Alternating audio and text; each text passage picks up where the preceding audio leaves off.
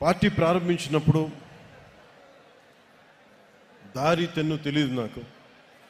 కేవలం నమ్మకం. సగటు మనిషి, మిడిల్ క్లాస్ వ్యక్తి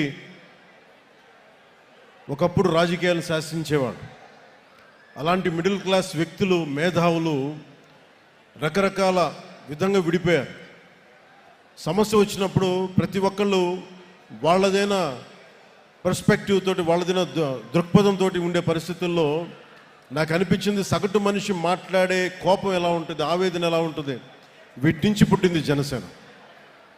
సరిగ్గా వచ్చే సంవత్సరం 26 మార్చి 14కి ఒక పుష్కర కాలం అవుతుందంటే 12 సంవత్సరాలు.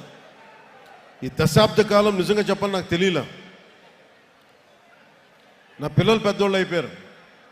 ఒకప్పుడు నేను వాళ్ళని ఎత్తుకునే స్థాయిలో ఉండే వాళ్ళు ఇప్పుడు నన్ను వాళ్ళు ఎత్తుకునే స్థాయిలో హైట్లు అయిపోయారు అందరూ. అంటే ఇవన్నీ నాకు తెలియకుండా, అంటే నాకు ఎంతసేపు బాధ్యతల్ని మోయటంలో నా కుటుంబాన్ని కూడా మర్చిపోయాను. కుటుంబాన్ని కూడా చెప్పాలంటే ఒకలాగా విస్మరించాను. సినిమాలో దృష్టి సారించలేకపోయాను.